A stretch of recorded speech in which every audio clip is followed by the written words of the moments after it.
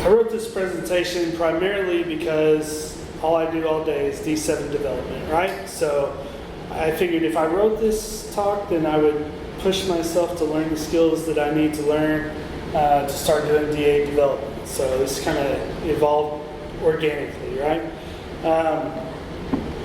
So like when I was in school, I studied client-server type technology. We were doing like VB6, C++, that kind of stuff.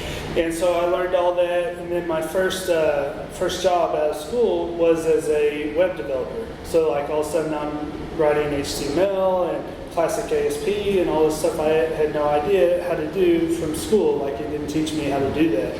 So that was like the first time that I had to learn on the job how to learn a whole new language, a whole new setup and everything. And I kind of developed this mindset of being a lifelong learner, right? So I learned how to find the resources that I needed to give me the skills to do the jobs that I wanted to do. And from there, I kind of organically went into being a .NET developer, and I did that for a long time.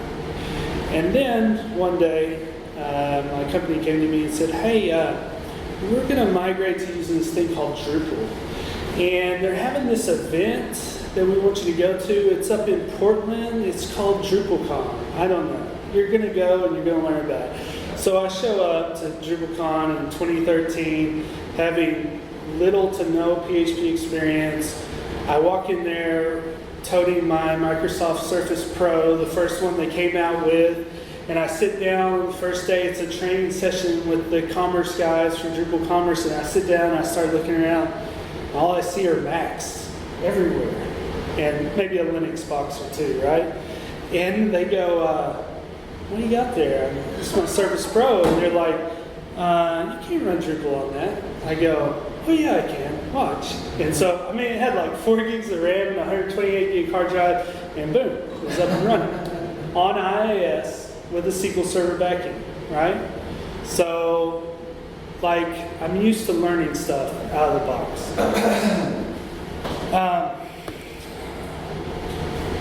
So today we're going to talk about my friend Nate. And Nate has what I like to call Drupal 8 envy. So he's, doing Drupal 7 development all day just like me. But when he goes to his local Drupal users group, everybody's talking about these great Drupal 8 sites they're building and how they're getting to write cool Twig templates and put React UIs on headless Drupal and all this stuff, and he's just feeling, left out. So, if you're like Nate and you're stuck fixing and extending D7 sites and you're wishing that Twig was your new best friend and, feeling left out, and you want to be one of the cool kids, we're going to talk about how to make that transition, how to get into it. We're going to discover the skills necessary for Drupal 8 development. We're going to look at how to leverage the Drupal community, how to establish a routine of reading about and practicing D8, and then how to also kind of keep D9 in mind while you're doing it, because let's face it, we're at 8.7 now. 9 is just around the corner. So if there's one thing that I want you to walk away with today confidently knowing, it's that change is hard at first, messy in the middle, and gorgeous in the end. I think this guy really summed it up, and you just have to give yourself room to be, for it to be hard. It's going to be hard because it's different, and then you're going to get a little bit of traction, but you're going to realize later that traction was messy, right? You wrote some awful looking code because you didn't know what you didn't know, right? And yeah, but in the end, it's going to be great, and you're going to be better than where you are today. So, we're going to begin the journey. Every journey starts with one step. So whether it's big, little, in between, you got to take the first step, whatever it is.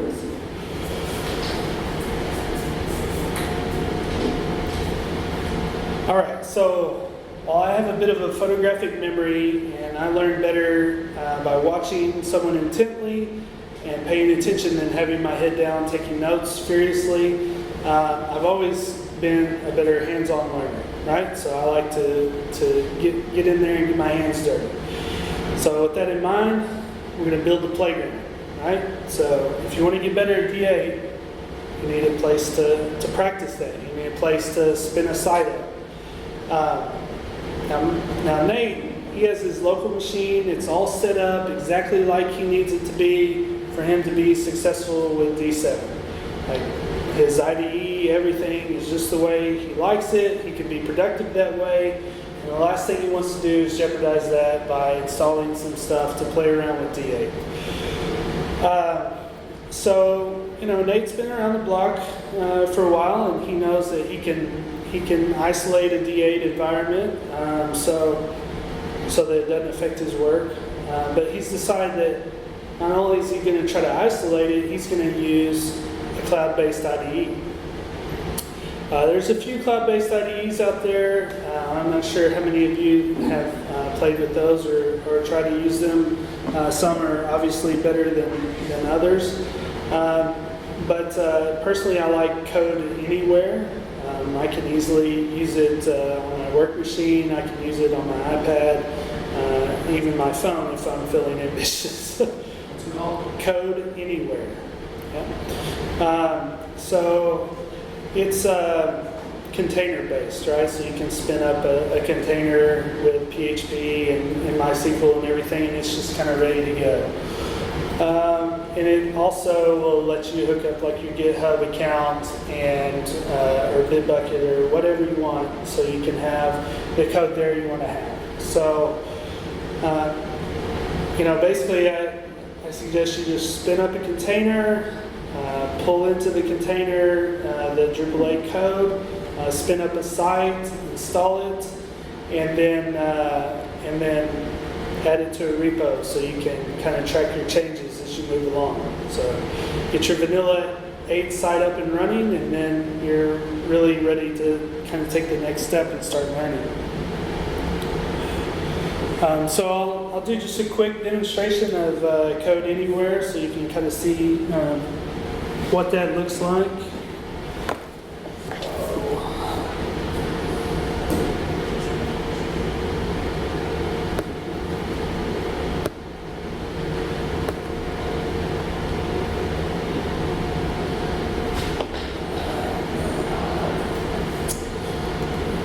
Stop mirroring or stop extending here.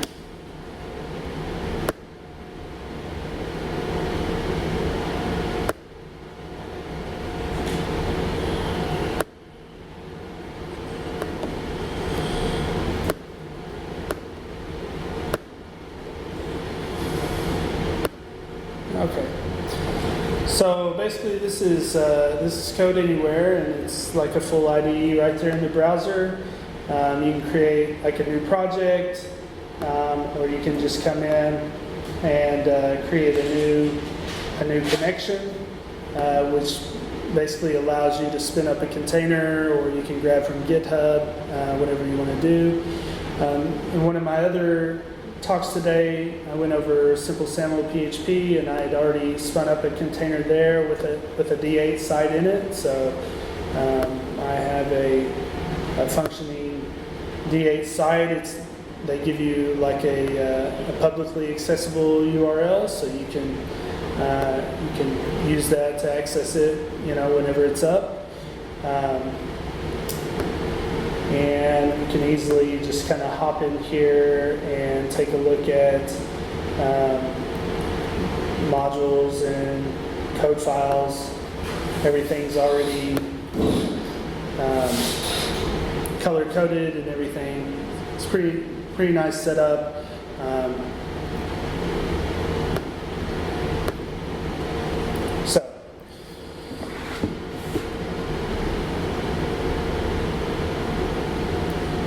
Sorry, hold on. Anyway, so like I said, just spin up the container, and then you can start, really messing with code, adding in modules as you like.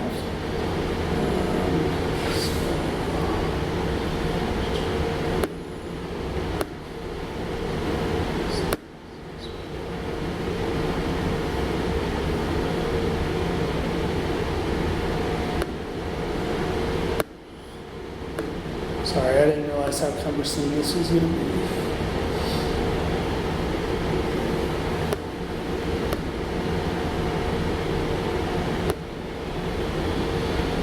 Okay.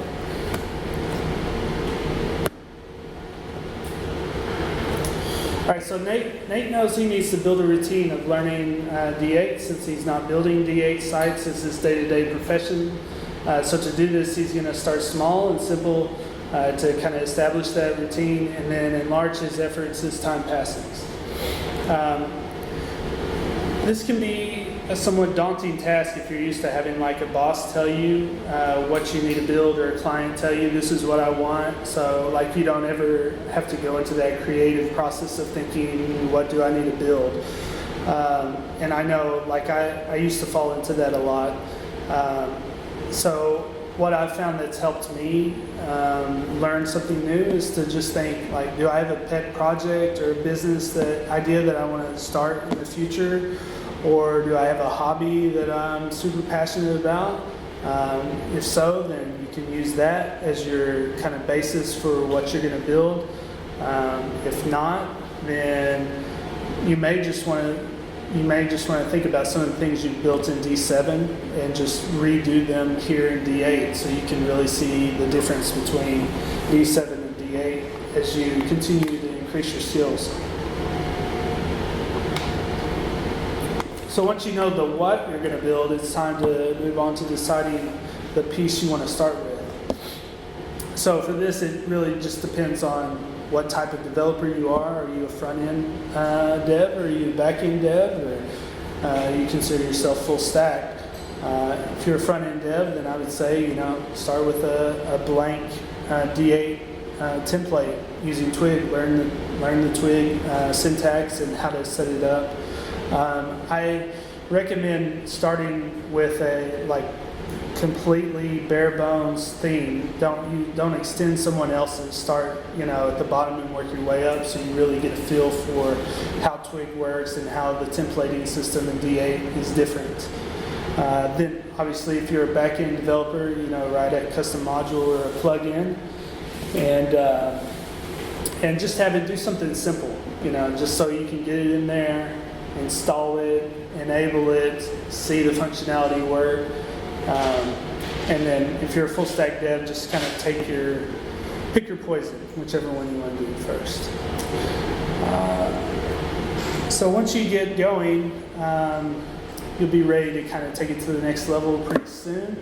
So then, you can then, I think, move on to extending a popular base theme like Bootstrap.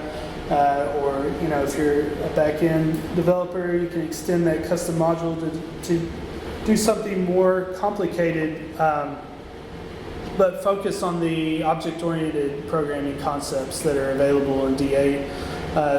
Obviously, you could do OOP in D7, but it just wasn't as easy out of the box. So I think that was one of the big things about D8 was that it's more OOP now than it was. So play with that, leverage that, see how you can benefit from abstracting a lot of things out of the module files and keeping those lean and mean. So Nate, he's primarily a backender, so he definitely could have done the back-end route, but he's wanting to be more of a full-stack dev, so he's going to start with a D8 template. There's definitely options of what and where to build, but it's really up to you and what's going to keep your interest, right? Because if you're not interested in what you're building, you're going to lose focus and eventually it'll just go by the wayside. And next thing you know, you'll actually have the opportunity to work on a D8 site, and you'll be like, man, I should have finished that out. I'd be in such a better position right now.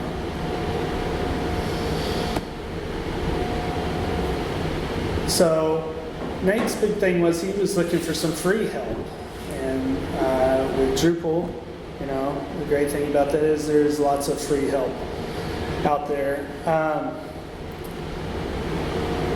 So I'm sure you all can relate to wanting free help, right?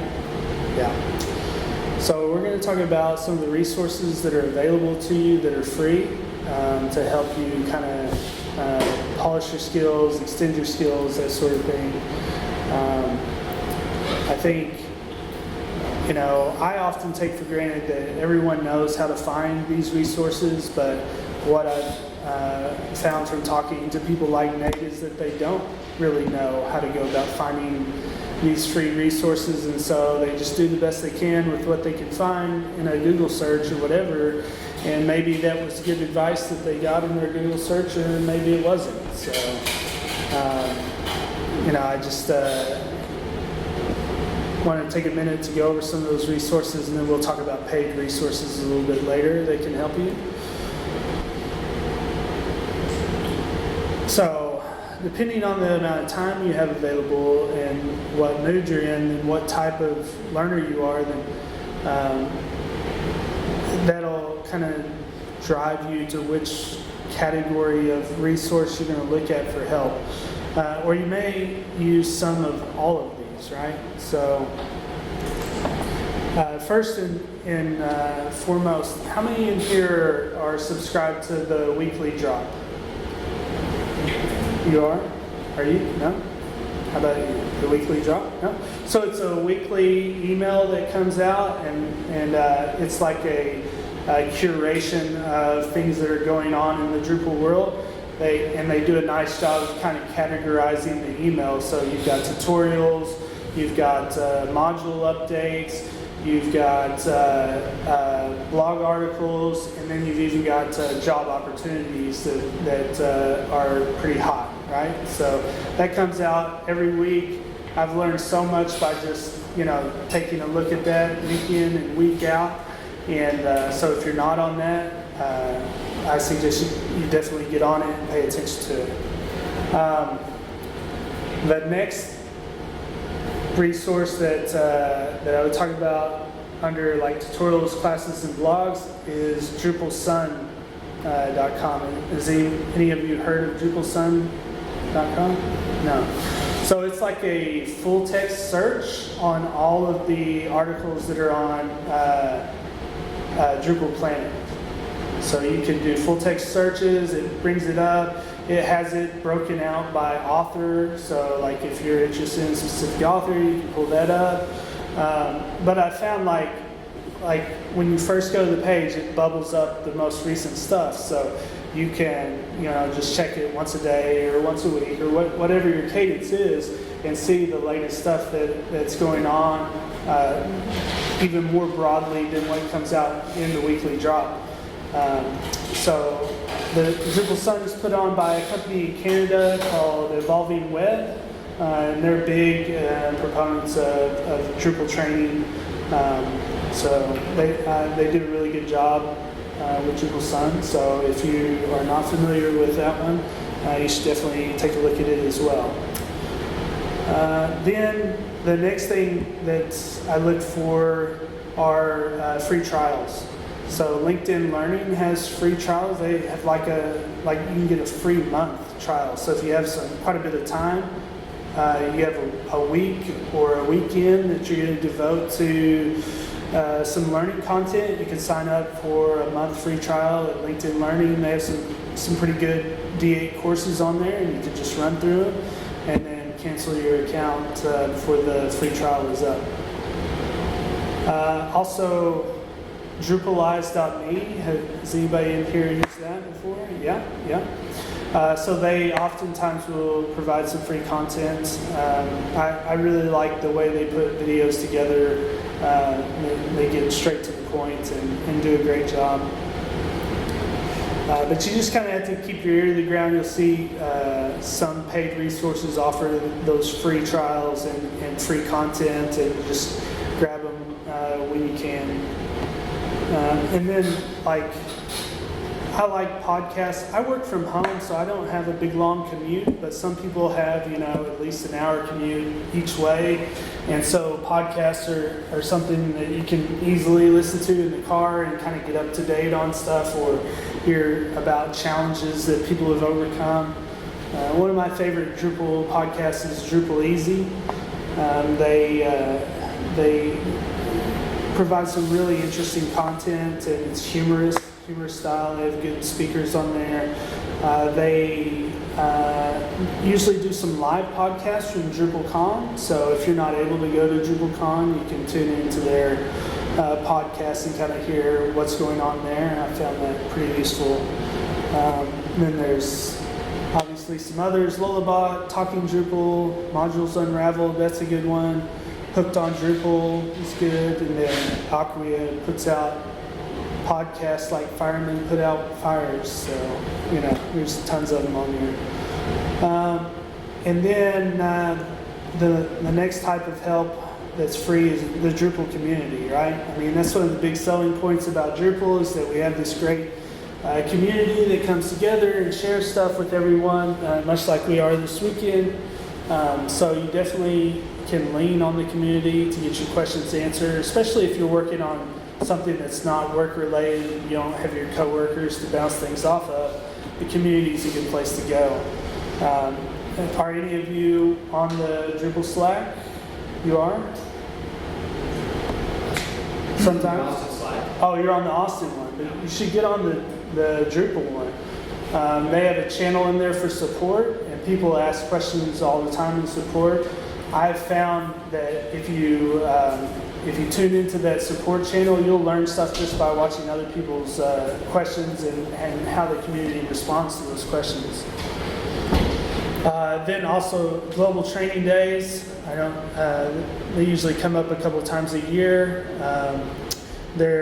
Oftentimes they'll have an event at a local users group for the global training day. You can go there. If you're a newbie to Drupal, you've not committed to get repos before, you don't know how to set all that up, global training days are a good way to get your feet wet and have somebody kind of hold your hand to get you set up.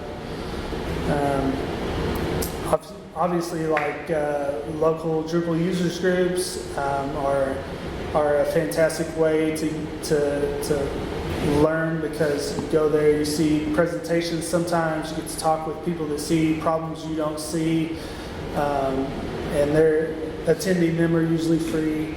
Camps like this are not free, but if you really wanted to gain entrance without paying, there's ways of making that happen if you're willing to put some work in. DrupalCon obviously is not a free event, but they oftentimes post the trainings afterwards. Yep, so you can go YouTube those trainings after DrupalCon and get a lot of benefit from those. Then finally, the issue queue for Drupal core is a good way to learn. When I first started learning Drupal, I would hang out on the issue queue and focus on the documentation components, because they're usually asking for you to just write some documentation about a particular piece of core, and it really allows you to understand what's going on in that issue, and you're approaching it with fresh eyes.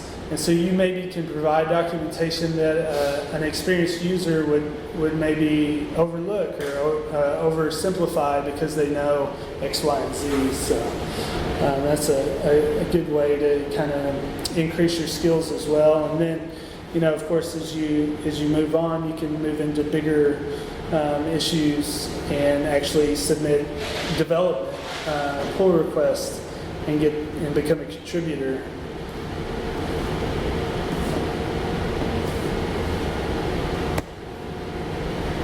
So, when you want to take it to the next level, it's time to put some money into it.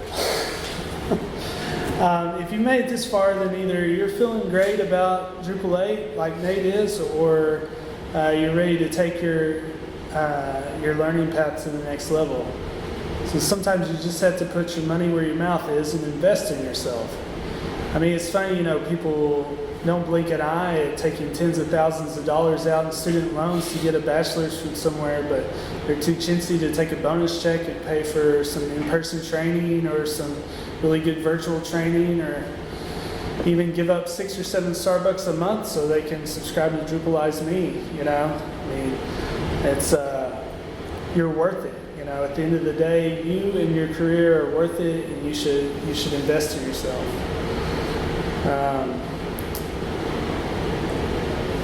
So if you own your own business, you probably do that anyways. If you work for someone else that does not provide you with a continuing education budget, then maybe this is something you need to work up to. So is there anyone in here who has paid for training out of their own pocket? You have? No, not out of your own pocket. Employer pocket. Well, there's nothing wrong with that. Huh? As a freelancer, I used to pay my own way to Drupal. Did you? Yeah. That's good. Yeah. I mean, Drupal paid subscription. Right. I mean, it's like $35 a month. It's like, we need it all of a sudden. Turn it back on. Yeah. Right. Definitely. Oh, nobody's using it. Turn it on. Turn it on. Yeah. Yeah, that's good. Do you feel like that because you paid for that training out of your pocket, like it meant more to you, like you got more out of it, or about the same either way? For sure. I mean, I used it because I paid for it. Right, yeah. I didn't just He didn't stay hungover in the hotel and miss out on the next day at DrupalCon, right? That's right. Yeah. That's right. Right.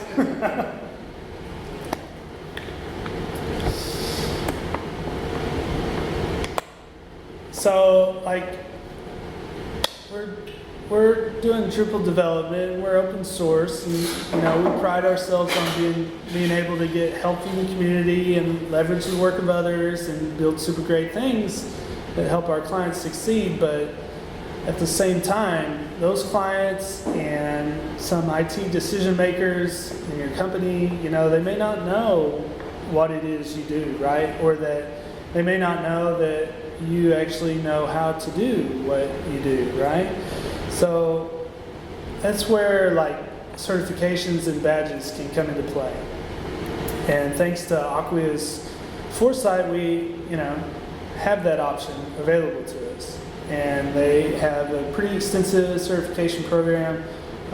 They've branched out more recently into certifying on their products, which is great, but I still think the developer and site builder certifications that they offer for Drupal are a worthy investment, right? And there are some pretty good resources out there to help you study for them. So Nate decided he wanted to take the Drupal 8 developer certification, and so he started looking for resources. Now, Acquia does a good job. They give you the blueprint for the exam. If you've ever looked at it, it breaks it down into the topics that are covered in the exam. And then they give you a study guide. It's a long PDF. It kind of tells you, you need to know how to do this, and this to cover these topics. But it's pretty reading intensive, right? So there's a guy in the San Antonio user group here, David, who has been generous enough to document everything that he studied to take and pass not only the certified Drupal 8 developer, but the back-end and front-end exams as well. And he's compiled all that into a GitHub repo. And he based his study on the study guide that Acquia provided. And then he's got a pretty long list of people's names who have used his study guide and passed the exam. And I mean, he did that in 2017. He put this together, and the most recent person to use it and pass it was just at the end of September. So the information there is definitely still valid. And so if that's something that interests you, that you want to go and get your certification, I highly recommend checking out his GitHub repo.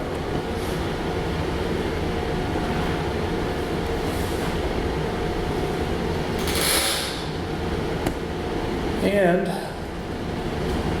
that wound up being a much shorter talk than I expected, but since it's just a few of us here, I'm happy to answer questions. Go back, sure. Yeah.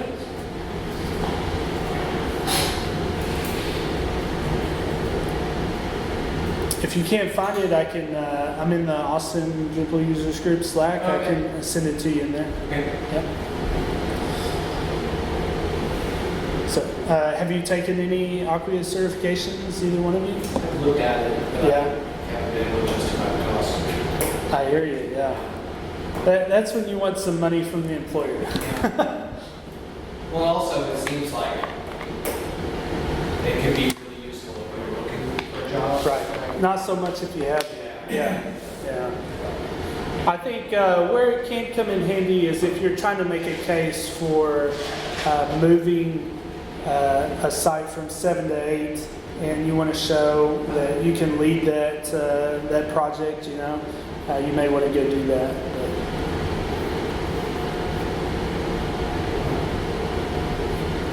So you mentioned you were a freelancer before. Yeah. Yeah. So were you doing Drupal development then, or? Yes, I was. Okay. Yeah. So I started about 12 years ago, and then the company I'm with now for about 5 years. Okay. Were you doing Drupal 6 back then, or? I started with 4.7, 3. Wow. A long time ago. Okay. Yeah, maybe 13 years ago. Wow. 2006. Yeah. So what have you found has been most helpful to make those changes as each version came out? I mean, what was your strategy for that? Well, for a long time, I just bumbled along without really having any theory about what I was doing right or wrong or otherwise. Yeah. There's a lot of that going on. Yeah. Yeah. I mean, taking part in events like this or cons or whatever, just Right. like, listening to people who, are more knowledgeable and, Right. and have more background and experience doing it. Yeah, definitely. Definitely. Yeah. Yeah, I mean, when I went to that first DrupalCon, my head was exploding because of all the information that you can take in at an event like that. It really, I felt like gave me the jump start I needed to begin learning. Yeah. So, What was the hardest part for you in terms of from your background to feel comfortable with it? right. So PHP as a language wasn't very difficult for me to pick up. Syntax is very similar to C#, which is what I was using before. The problem was the errors that I'd run into would be so super specific to Windows, and they're not documented anywhere. So I really had to figure out how to debug those problems. And then coming from a .NET background, we have Visual Studio, and it has a built-in web server and step-by-step debugger built in. You don't have to do anything; it's just there and ready. And I don't know if you've ever tried to set up Xdebug with an IDE, but it can be kind of painstaking. It is painstaking. Yeah. And then especially if you're setting it up on a Windows machine, everything's built for Mac and stuff like that. And so getting everything configured just right to make it work. I mean, I still struggle with it today sometimes, getting Xdebug to work, but much better than when I started. But it was when I got Xdebug working that I felt like I could really be productive again, because I could step through code and see what the values were. Mm-hmm. I mean, you can use Devel and you have DPM statements everywhere, but to me, I just felt clunky and hard to maintain. Visual Studio? Huh? You got Xdebug working with Visual Studio? I got it working with Visual Studio Code, which is their new text editor, right? And it worked with that. And I also got it working with Sublime Text 3, yeah. And then more recently, I've been using PHP Storm, and it's pretty easy with that. So. Yeah. Okay. So. Of the resources you showed on the previous slide, which are the ones that you find the best Windows tips for him? So there's actually a website, DrupalOnWindows.com, and that guy's based in the UK, and he wrote the SQL Server module to facilitate using SQL Server as a database, and he has a lot of great stuff on there. Also, have you ever used Drupal Via? I don't think I have used that one, no. Okay. Is that the Stop Salt. is Via tool? No, it's a like a vagrant setup that Jeff Pearling at Acquia created, and it makes it where you can just kind of spin up a VM to do Drupal development on, and then you can just destroy it like with most vagrant machines. But he did a lot of work to make it compatible with Windows, to run on Windows. And so I found that also very helpful when I was trying to learn, because it's a VM that's running like Ubuntu, right? So then things work. See, I always just use VMware. Just Okay, yeah, virtual machine on that. Right. Because it's easier. right. But I would still wind up into trouble because in production we deployed to Windows servers running IIS with a SQL Server So backend. you're all running in production, or you're all running Drupal on IIS? Yeah, yeah. That Yeah. would be it is different, but I feel like it made me more knowledgeable because I had to figure out how to solve these problems when there wasn't just an article out there to tell me step by step how to do it, you know. So,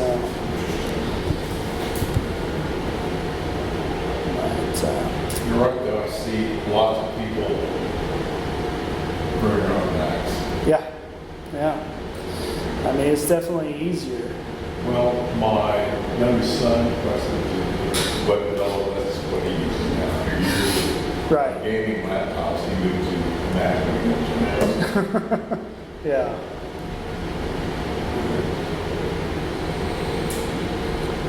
Anyways, well, thank you guys for your Thank you time. much. Yeah. Good information.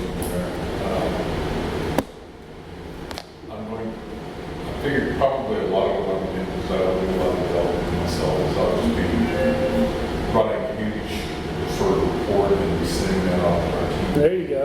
Yeah.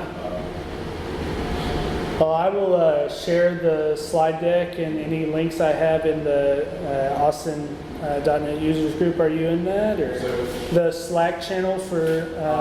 no, like Yeah, you should do. That's the Drupal community, but the ADUG, right? ADUG, yeah, Okay. yeah. .com or .org? .com, .slack.com. Okay. And so I'll post the PowerPoint and and any links that I referenced in there with it, so you guys can grab it. Okay.